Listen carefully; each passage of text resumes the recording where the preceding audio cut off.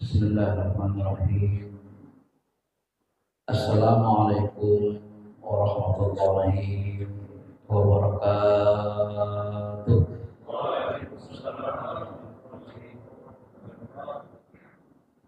Alhamdulillahi hamdan na'imin. Asyhadu an la ilaha illallah rabbuna rabbul alamin. Wa asyhadu anna Muhammadar Rasulullah sayyidina sayyidil mursalin. Allahumma salli ala habibina syafi'ina Muhammadin wa ala alihi wa sahbihi ajma'in, amma ba'd. Diri kita yang sebenarnya adalah ruh. Kenapa saya sebut diri kita ruh? Berdasarkan Al-Quran dan hadis disebut pertama kali kita diciptakan Allah di alam mahfuz wilayah ketuhanan. Ruh kita ini termasuk yang dekatlah sama Allah Subhanahu wa taala. Walaupun dia belum sempurna kedekatannya dan kecintaannya. Kemudian ruh ini diturunkan dari alam rohani, alam lahir, diturunkan ke alam nyata.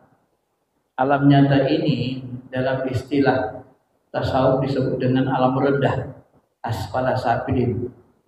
Summa radadnahu asfala safilin. Laqad khalaqnal insana fi ahsani taqwim. Jadi kita diciptakan Allah dalam bentuk yang terbaik. Makhluk yang terbaik itu bagaimana? Ternyata Bapak Ibu, makhluk yang paling baik itu adalah makhluk yang kekal, yang tercipta dari cahaya keagungan, alam keabadian, alam kemuliaan, yang tidak mengenal yang namanya kehancuran. Nah, inilah sebenarnya asal diri kita. Ya, kita ini sebenarnya harus kita pahami bahwa kita ini bukan makhluk bumi sebenarnya. Kenapa? Ya, karena kita di bumi ini sebentar saja.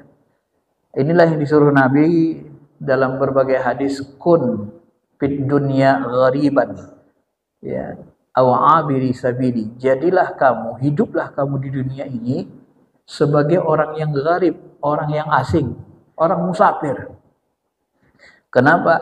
Karena kita diturunkan ke bumi ini dalam rangka untuk menyempurnakan ma'rifat kita, ibadah kita kepada Allah Subhanahu wa taala. Supaya apa? Supaya nanti kalau pulang kita bisa mencapai titik terdekat dengan Allah Subhanahu wa taala. Mencapai keabadian, kenikmatan yang tidak lagi mengenal kesudahan. Nah, kalau dunia ini kan 60-70 tahun, yang 100 tahun itu susah. Tadi saya dengar dari Pak Agus, Pak Yani pun sudah pulang mendahului kita. Ini artinya bahwa kita pun akan ke sana. Mau tidak mau, rela tidak rela, terpaksa atau sukarela, semua kita akan pulang. Karena ini bukan kampung halaman kita, dunia ini, bumi ini. Bumi ini bukan tempat tinggal sebenar kita. Tempat tinggal sebenar kita itu adalah alam cahaya, alam ruh. Maka ruhani kita diturunkan ke bumi, disambungkanlah dia ke jasmani. Bumi ini disebut alam rendah. Dan sebelum dia diturunkan, disatukan dengan jasmani, Allah mensyahadatkan ruhani. Ya. Wa idza akhadha rabbuka min bani adama min zuhurihim dzurriyyatahum. Ingatlah ketika Allah mengeluarkan keturunan anak Adam dari sulbi mereka. Lalu ruh ini diambil kesaksiannya. Ini yang disebut dengan syahadat. Jadi di alam ruh kita sudah disyahadatkan Allah. Wa asyhadahum ala anfusihim. Ya. Dan Allah minta persaksian kepada ruhani-ruhani kita, jiwa-jiwa kita sebelum dia disatukan dengan jasmani. Apa itu? Alastu bi rabbikum? Qalu bala syahidana. Hai para roh, apakah kalian bersaksi aku Tuhan kalian, kata Allah. Maka para ruh, di alam laut mengatakan syahidana, kami bersaksi. Nah, setelah dia disyahadatkan, diminta syahadatnya, kesaksiannya, barulah ruh kita diturunkan ke bumi, disatukanlah dia dengan jasmani. Bapak Ibu yang dirahmati Allah, sebahagian ulama kita menyebut alat perekat antara ruh dengan jasmani kata ulama adalah napas dan jantung. Jadi kalau kita membuktikannya, ya coba tahan napas kita selama setengah jam atau 1 jam. Ada yang berani coba? Kalau kita tahan napas selama 1 jam, insya Allah ruh dan jasmani putus hubungannya. Karena alat perekatnya itu napas. Begitu ya. Maka nanti dikenal dengan zikir napas itu dalam olah rasa. Bapak Ibu yang dirahmati Allah. Nah, ketika kita berhenti bernapas 1 jam, maka hubungan jasmani dengan rohani putus. Nggak ada perekatnya lagi. Nah, itulah yang disebut dengan mati. Jadi yang mati itu bukan hancur. Mati itu adalah pisah hubungan ruh dengan jasad. Maka bahasa Allah itu adalah kullu nafsin dha'iqatul maut. Jadi di situ disebut seluruh nafs, seluruh ruh, seluruh jiwa dha'iqah. Dha'iqah berasal dari kata zauq. Zauq itu merasa. Jadi setiap ruh, jiwa itu merasakan mati. Bukan mati, tapi merasa. Harus dipahami. Jadi setiap jiwa ini merasakan mati. Apa yang disebut mati? Mati adalah pisah hubungan ruh dengan jasad. Ruh kembali ke alamnya, alam cahaya, alam ruh. Jasad berasal dari tanah, kembali ke tanah, dia hancur. Nah, maka yang kekal mana? Ruh. Maka hakikat diri kita ruh, bukan jasmani. Nah, ini yang sering kita lupakan. Ya, karena kita apa? Kenapa kita lupa coba? Syekh Abdul Qadir Jilani mengatakan, ketika ruh kita diturunkan ke jasmani ini disatukan, ruh kita ini diberikan hawa nafsu, diberikan akal, diberikan qalbu, diberikan indera mata, telinga, diberikan dia. Akibatnya dia sibuk mainin mata, mainin telinga, dimainin semua apa akalnya, hawa nafsunya. Nah, kalau bahasa kita sekarang tuh anak-anak kalau dikasih mainan baru dilupa semuanya. Nah, dapat mainan baru namanya kan. Nah, kalau kita kadang-kadang dapat kerjaan baru, kerjaan lama lupa semua. Ya kan? Udah dapat yang lebih bagus lupa. Nah, itulah ruh itu. Lupa dia. Asik dia mainin mata, lihatnya bumi ini, lihatnya ini, wah ini, wah. Akhirnya dia lupa sama Allah Subhanahu wa taala. Karena ruh-ruh manusia di banyak yang lupa, maka diturunkanlah abar ruh. Bapak ruh namanya. Siapa itu? Nabi kita Muhammad sallallahu alaihi wasallam. Diturunkanlah, diutuslah Nabi. Untuk apa Nabi diutus? Allah mengatakan, "Qul," katakanlah hai Muhammad, "Hadzihi sabili." Inilah jalan Nabi, inilah jalanku. Apa jalan Nabi Muhammad? Ada'u ilallah. Mengajak kita kembali lagi sama Allah. Kok kita diajak kembali? Wong ini bukan rumah kita. Adu ilallah. Jadi tugas Nabi itu mengajak manusia ke Allah kembali. Kalau saya bahasakan dengan bahasa sederhananya begini. Ruh, bangun. Ruh. Bangun. Sadar. Sadarkan diri kita. Sadar. Kamu bukan makhluk bumi. Ayo berbekal. Ingat Allah. Ibadah. Kerja yang bagus. Jangan buat jahat, jangan buat dosa. Ya. Kerja yang benar. Ibadah yang benar. Sadar. Sebentar saja di sini. Nah, jadi kita seolah-olah disuruh membuat supaya ruh melek. Nah, kalau bahasa Nabi itu kan, ketika kita hidup di dunia, itu seperti orang mimpi. Begitu meninggal, baru kita bangun. Baru sadar. Begitu meninggal, baru ruh sadar kan. Melek dia. Dia bisa lihat semuanya. Ternyata alam dunia ini alam bawah, alam rendah. Enggak ada apa-apanya. Ya. Maka disebutlah dunia itu mata'ul ghurur. Kehidupan yang membuat orang tertipu. Kenapa tidak tertipu? Cobalah Bapak Ibu bayangkan. Renungkan bagus-bagus. Hidup kita ini ngapain? Kita capek-capek tiap hari nyari kertas, duit. Habis dapat kertas, kita makan. Setelah kita makan, makanan kemana larinya? Ke WC. Cari kertas, makan, buang WC. Cari kertas, makan, buang WC. Akhirnya hidup kita buat apa? Buat produksi kotoran sebanyak-banyaknya untuk dimasukin ke WC. Itu berulang sampai kita mati. Apakah nggak menipu itu? Kemudian kita mau enak beli kendaraan. Beli apa kendaraan? Beli besi. Nah, kemudian beli rumah mewah, rumah kita batu-batu semua. Jadi kita hidup ini kalau kita renungi Bapak Ibu, kita ngumpulin kotoran, ngumpulin batu, sama ngumpulin besi. Sadar nggak itu? Hanya itu hidup kita. Ngumpulin kotoran, ngumpulin batu sama besi. Begitu kita mati kita tersadar. Batunya nggak bisa dibawa, kertasnya nggak bisa dibawa, besinya juga nggak bisa dibawa. Jadi rongsokan semua.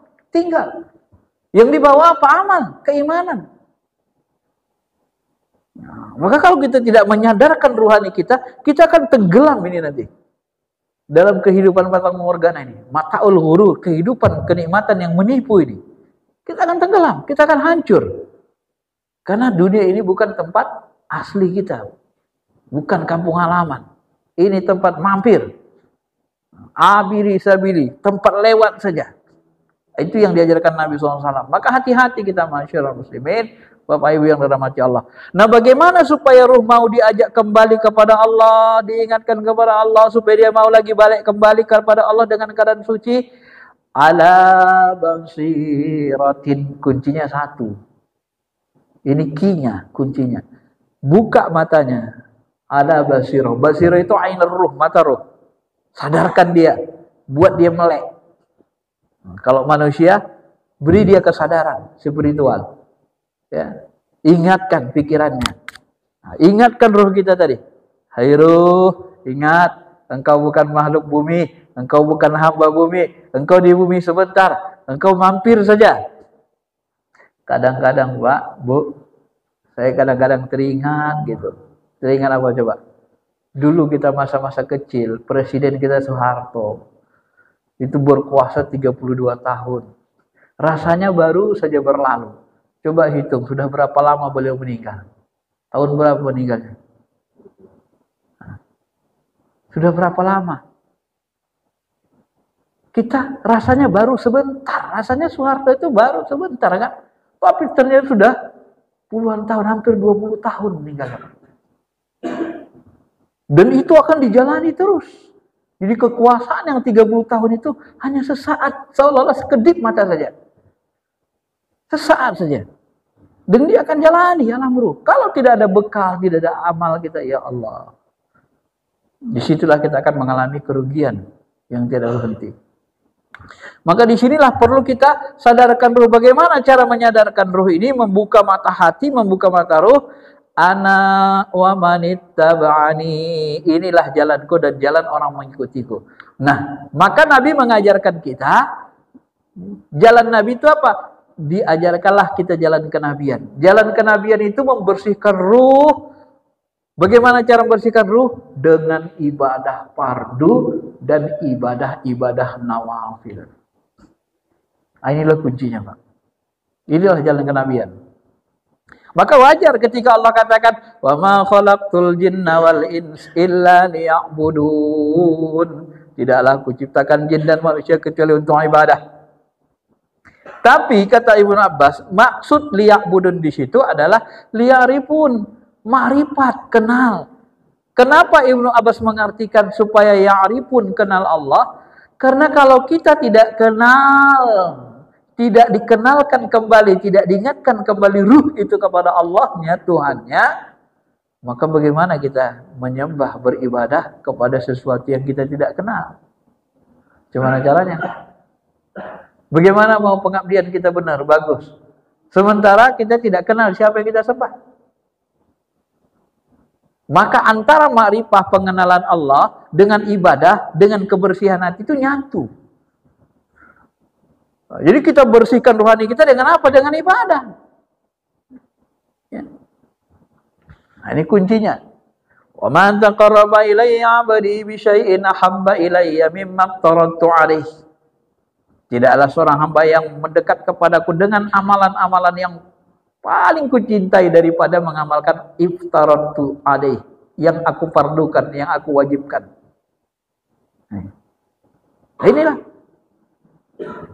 Wa ma yazalu 'abdi yataqarrabu ila bin nawafil. Tidak henti-hentinya hambaku mendekatkan diri kepadaku dengan amalan nawafil, amalan sunnah, amalan anjuran. Hatta ahibbah, sampai aku mencintainya. Inilah tujuan ibadah itu. Baru kita nanti mau kembali sama Allah. Sampai ruhani kita itu kembali lagi dia mencintai Allah Subhanahu wa taala. Jadi ibadah-ibadah yang kita lakukan ini, ma'asyiral muslimin, ibadah wajib nawafil, ini untuk apa? Membersihkan mata hati. Bersihkan itu mata hati itu. Maka nanti Bapak Ibu, apabila ibadah-ibadah kita ini sudah bisa membersihkan mata hati, ya, maka nanti kebukalah mata roh kita. Maka seluruh amalan kita ini sejak dari wudu itu fungsinya apa? Membersihkan hati. Ya.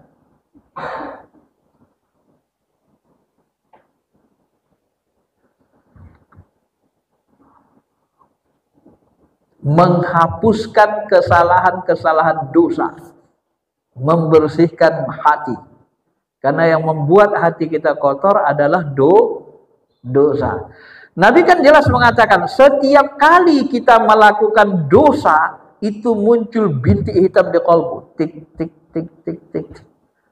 Begitu kita istighfar, astagfirullahaladzim, bintik hitamnya cair lagi dia. Astagfirullahaladzim, tobat cair, bintik hitam. Tapi kalau kita tidak bersihin dengan istighfar, talqin, amalan-amalan wajib, fardu dan sunnah, itu bintiknya makin banyak dosa, makin banyak bintik. Maka orang yang berbuat dosa itu disebut dengan zalim. Zalim itu berasal dari kata zalama. Zalama itu artinya gelap, hitam, zulumatil lail, kegelapan malam. Maka orang yang banyak dosanya, lama-lama hatinya makin banyak bintik hitam, makin lama makin gelap, akhirnya khatamallahu ala qulubihim, ditutup mata ruhnya, mata hatinya. Begitu ditutup mata hatinya, mata ruhnya, naudzubillah. Orang seperti ini nggak peduli lagi dengan agama Allah. Orang yang ketutup nggak takut sama Allah, nggak peduli dengan ibadah, nggak peduli dengan sholat. Disuruh buat baik, nggak peduli dia, Pak. Kenapa? Karena udah ketutup. Dia ngikut apa mau hawa nafsunya aja. Qalbunya tidak berfungsi lagi. Maka orang kafir itu kan disebut kafir. Kenapa orang kafir disebut kafir? Kafir itu sebenarnya berasal dari kata kafaro. Kafaro itu ketutup, menutup. Maka orang kafir ditandai dengan hatinya ketutup, bukan akalnya. Kalau akalnya cerdas, Pak. Hatinya yang ketutup.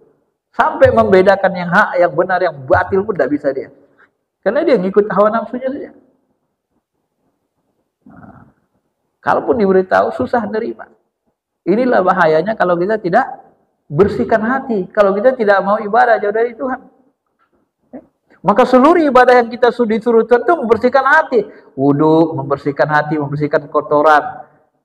Salat, as-salatul khams wal jum'ah ila jum'ah kafarah lima bainahuma. Salat 5 waktu itu dengan Jumat ke Jumat itu adalah kafarah. Itu menghapuskan dosa di antara keduanya. Ya.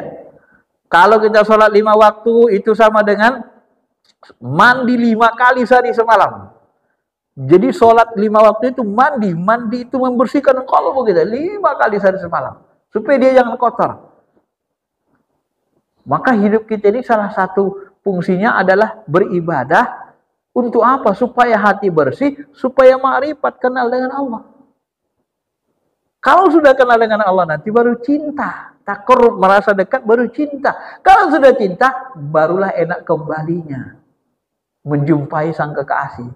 Maka tujuan kita ini salah satunya berlomba-lomba menjadi kekasih Allah, menyempurnakan spiritual kita. Ya. Maka untuk sampai ke sana diutuslah sang kekasih, para nabi, para wali dari kalangan sahabat, tabi'in, tabi'in sampai hari ini. Sampai diutus Allah Wali Songo, kekasih-kekasihnya di Indonesia. Untuk apa? Untuk membuka mata ruh kita, menyadarkan kita, Pak. Ya. Cobalah Bapak perhatikan, kenapalah Nabi SAW sebelum dia diangkat menjadi Rasul, apa yang dia lakukan? Semedi di Gua Hira. Riwayat menyebut 3 tahun setengah. Ada juga yang menyebut 40 hari, 40 kali 3 hari. 40 hari kali 3. Ya. 3 tahun setengah. Ngapain Nabi di Gua 3 tahun setengah? Oh ngapain? Apaan? Kalau bukan untuk membersihkan qalbu. Jadi dia 3 tahun setengah itu semata-mata mengarahkan hatinya kepada Sang Maha Pencipta langit dan bumi, menundukkan hawa nafsunya, membeningkan qalbunya, sampai qalbunya itu kembali kebuka lagi. Nabi Muhammad ilmunya sempurna. Wa wajadaka dhallan fahada, kamu temui engkau Muhammad dalam kondisi dol, sesat. Kemudian kami tunjuki. Begitu Nabi Muhammad SAW kebuka mata kalbunya, langsung kembali ilmu rohani yang begitu sempurna. Dia bisa lihat Jibril. Baru dia kenal Allah. Baru sempurna makrifatnya. Kalau sudah sempurna makrifatnya, pengenalannya kepada Allah, barulah Nabi diutus, dijadikan, diangkat jadi Rasul, jadi Nabi. Nabi dan Rasul. Kenapa? Karena kalau belum kebuka, belum kenal Allah, gimana caranya ngajak ke Allah sementara kita aja belum kenal sama Allah? Tugasnya kan adu ilallah, mengajak manusia ke Allah. Kita nggak kenal sama Allah, ngajak orang ke Allah, gimana caranya? Kenal aja belum. Inilah perjalanan hidup Nabi. Hadhihi sabili, inilah jalanku. Ana wa manittabani, jalan kita juga. Aku bersama orang-orang yang mengikuti jalanku ini. Jalan apa? Membersihkan roh, membeningkan hati. Bagaimana caranya? Caranya dengan mengamalkan amalan ibadah-ibadah wajib dan sunnah atau nawafil. Sebanyak-banyaknya. Tapi jangan hanya sebanyak-banyaknya. Ada kinya lagi, ada kuncinya lagi. Ketika kita beramal Bapak Ibu, kita harus libatkan hati, qalbu. Karena yang mau kita bersihkan hati, qalbu, ruh. Kalau kita beramal tidak pakai hati, tidak pakai qalbu, ya kapan bersihnya qalbunya? Sholat nggak pernah khusyuk, ya kapan bersihnya?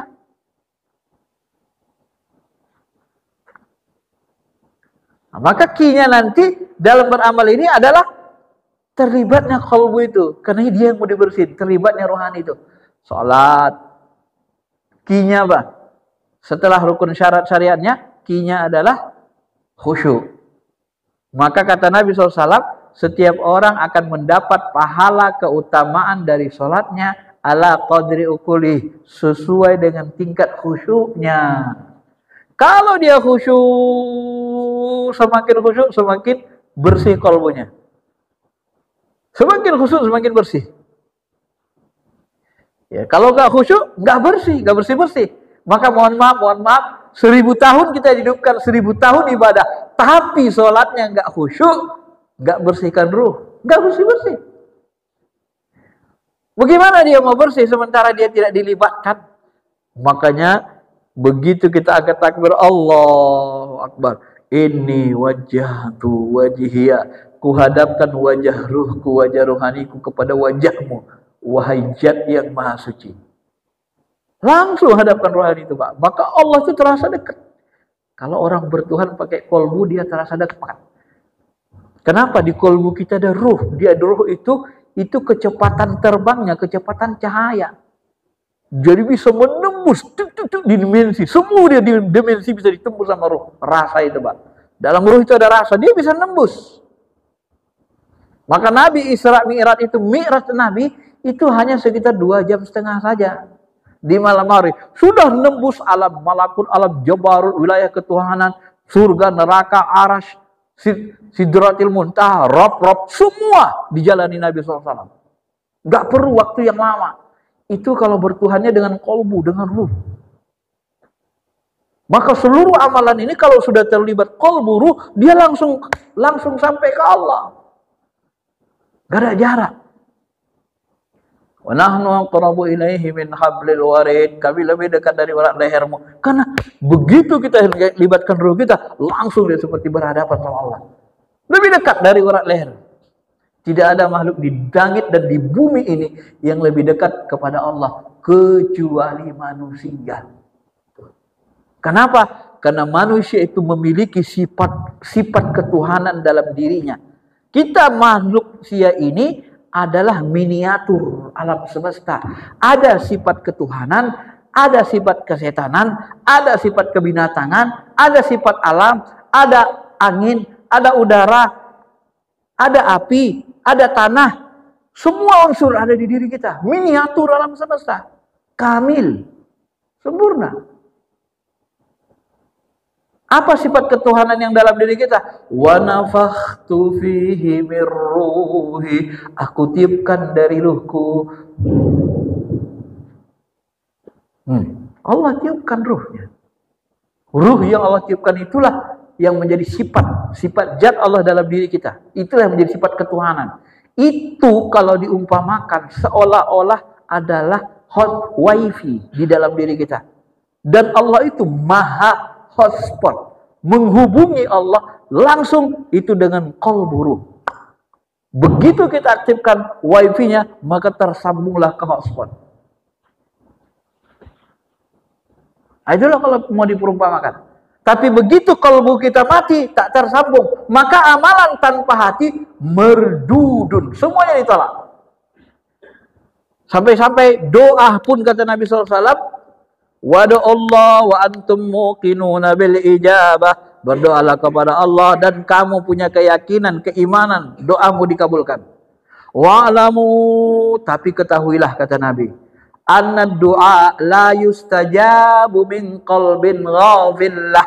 Ketahuilah bahwa doa-doa yang tidak keluar dari hati, doa-doa yang hatinya lalai, itulah doa yang tidak dikabulkan.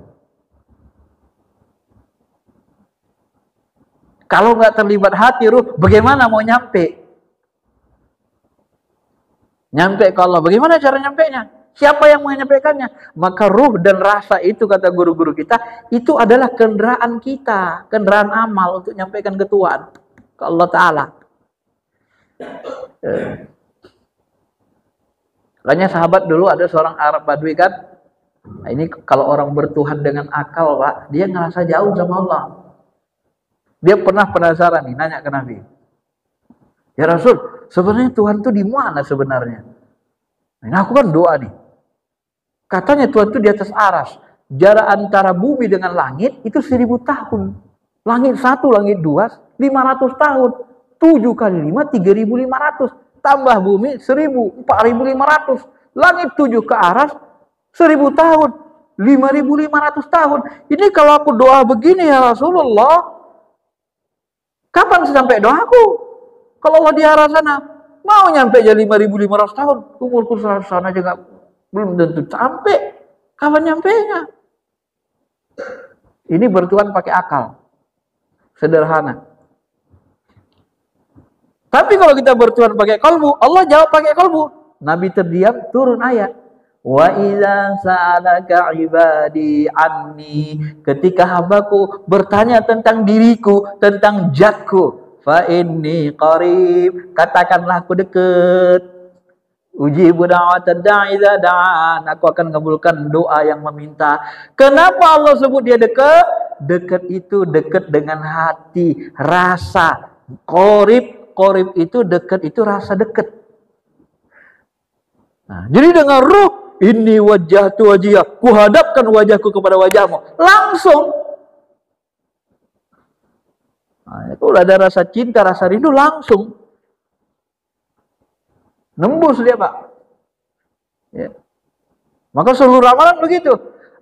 Sama, Pak, dengan puasa ini. Puasa ini pun kalau nggak terlibat ruh kita, qalbu kita, nggak bisa bersih dosa.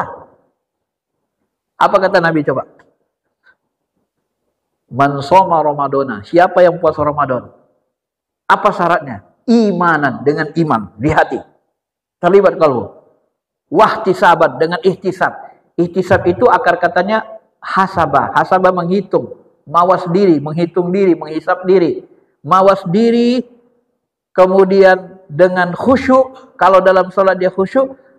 Mawas diri itu kadang diartikan ulama dengan muraqabah, merasa diperhatikan Allah. Jadi puasa, kalau puasa itu dengan iman, merasa diperhatikan Allah, qalbu kita merasa diperhatikan Allah, baru dia ghufira lahu ma taqaddama min dzambi. Baru dia bersih qalbu itu, Pak. Dia menghapuskan dosa, bersihkan qalbu. Tapi kalau tidak ada iman, tidak ada ihtisab, kam min shaimin laisa lahu jaza illal atas wal ju'. Berapa banyak orang puasa enggak ada yang dia peroleh kecuali haus dan lapar doang. Coba itu, perhatiin betul-betul. Jadi jangan salahkan kalau kita belum muncul rasa dekat, rasa cinta kepada Allah, itu penyebabnya apa? Itu penyebabnya karena kita beramal tidak pakai qalbu, tidak khusyuk, tidak iman, tidak ihtisab. Padahal kalau kita terus-menerus beramal yang fardu dan amal yang sunnah, nanti akan sampai ke makom cinta. Hatta ahibbahu, sampai aku mencintainya. Karena ketika hati itu dibersihkan dengan ibadah-ibadah mahdoh, bersih qalbu kita, maka Allah pun nanti mencintai kita. Disitulah ruh makrifat dia. Dengan cinta itulah dia merasakan Allah itu nyata sekali. Karena dia sudah bersih. Maka Nabi Muhammad ketika mau berangkat Isra Mi'raj, coba perhatikan. Dibelah Jibril lagi dari Nabi. Dibersihkan seperti bersihnya ulang. Dibelah ulang. Begitu bersih baru naik Mi'raj. Begitu Mi'raj barulah Nabi bisa kata Ibn Abbas, ro'a rabbahu marrotin. Nabi Muhammad melihat zat Tuhan, zat Allah 2 kali. Bifuadi, dengan mata hatinya. Bifuadi. Itulah yang disebut Quran. Maka zabal fuadu maro'a. Mata hati Nabi Muhammad, fuadnya tidak mendustakan apa yang dia lihat. Jadi yang melihat itu fuad, mata hati, mata ruh, bukan mata kepala. Coba pahami ayat itu. Maka zabal fuad.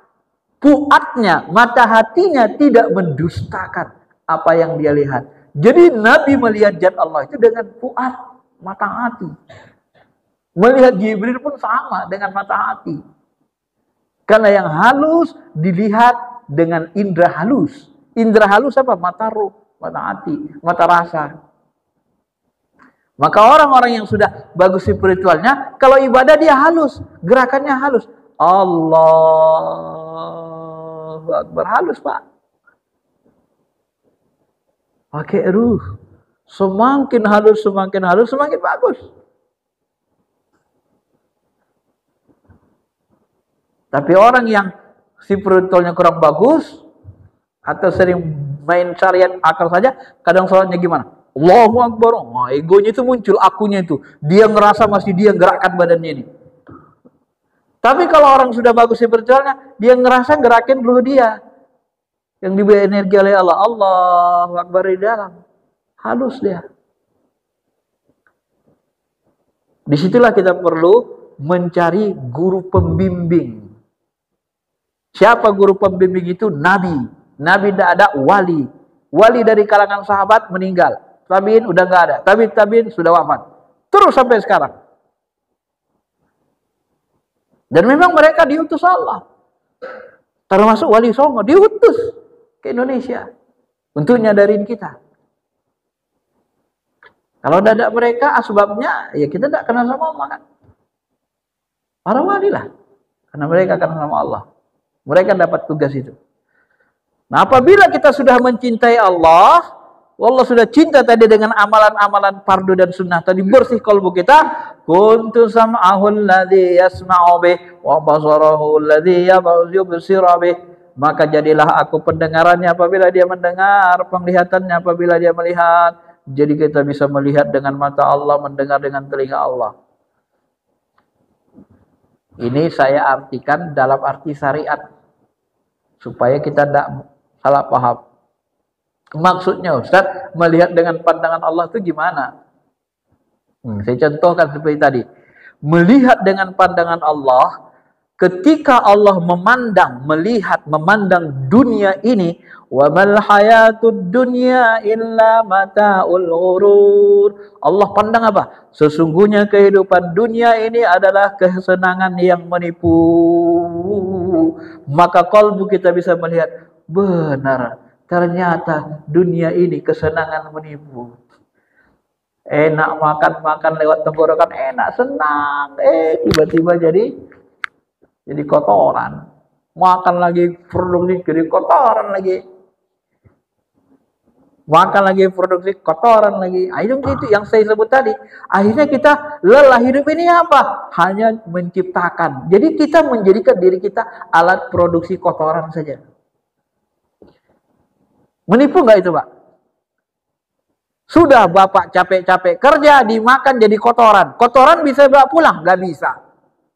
Menipu nggak? Menipu. Maka kalau tidak ada Allahnya di sana, semuanya tidak jadi ibadah. Kita tertipu. Ya tertipu lah. Makan enak-enak tahu-tahu jadi comberan. Larinya ke comberan. Kalau jadi emas tadi masih mending, nggak bisa digunakan. Ini jadi comberan.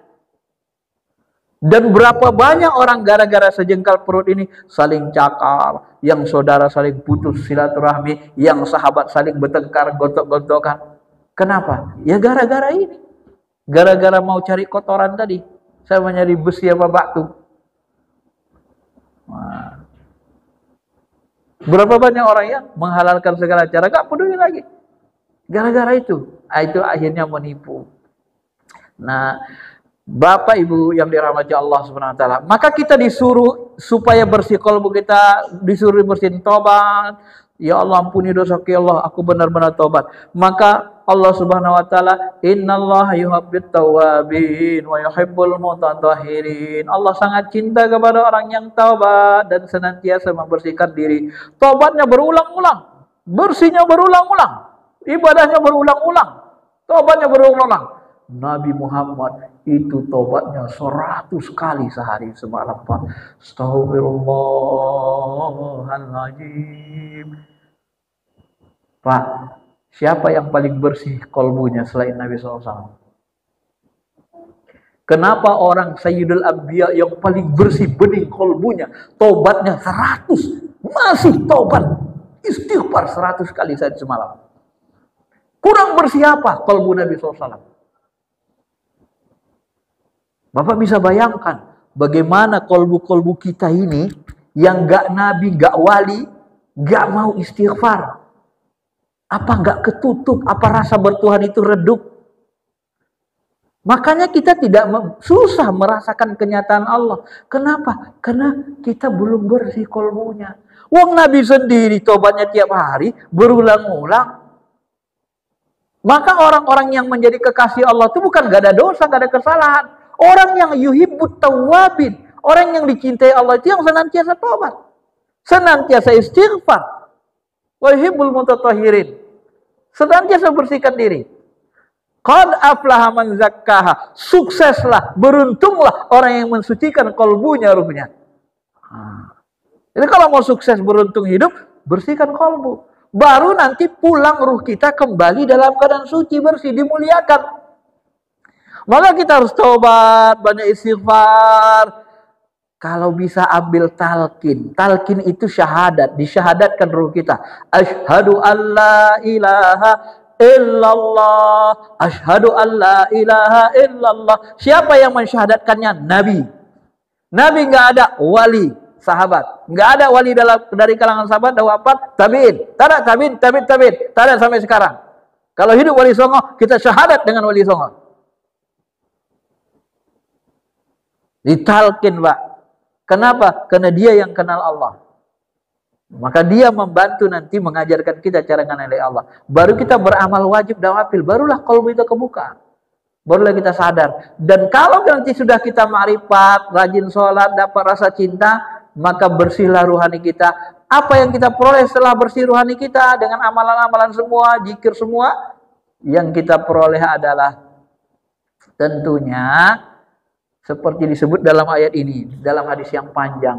Apabila seseorang meninggal dunia, ya, malaikat itu, kalau dia orang mulia, ada malaikat dari langit datang. Ya. Membuat ruh kita menjadi wangi.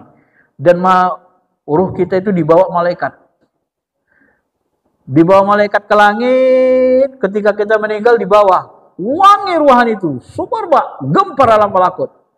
Ini ruh siapa ini yang hadir ke langit ini? Luar biasa ini ruhaninya, bersih, bening, wangi. Malaikat penjaga pintu pertama, tolong bukakan pintu. Siapa bersamamu? Fulan bin Fulan. Dilihat, baik. Allah memberi izin. Naik langit pertama, naik langit kedua, terus di langit ketujuh baru Allah perintahkan, nah, malaikat, hambaku yang soleh ini catat namanya di Illiyin dan kembalikan dia ke alam barzah untuk bertemu dengan Munkar Nakir. Sampai Pak kita ke Allah, dimuliakan. Tapi kalau kita banyak buat zalim, buat dosa, buat kegelapan, ruh kita, kolbu kita gelap, ruhani kita bau busuk hitam, begitu dibawa malaikat ke langit pertama, ruhani kita apa yang terjadi? Malaikat, tolong bukakan pintu ini. Kata malaikat, aku tak dapat izin untuk membuka pintu langit. Ini orangnya orang durhaka, bau busuk ruhaninya, banyak dosa, gelap. Nggak izin. Langit ini hanya tempat orang-orang suci, ruhani-ruhani suci. Tidak berhak orang-orang kotor naik ke langit. Maka nggak diterima langit dia.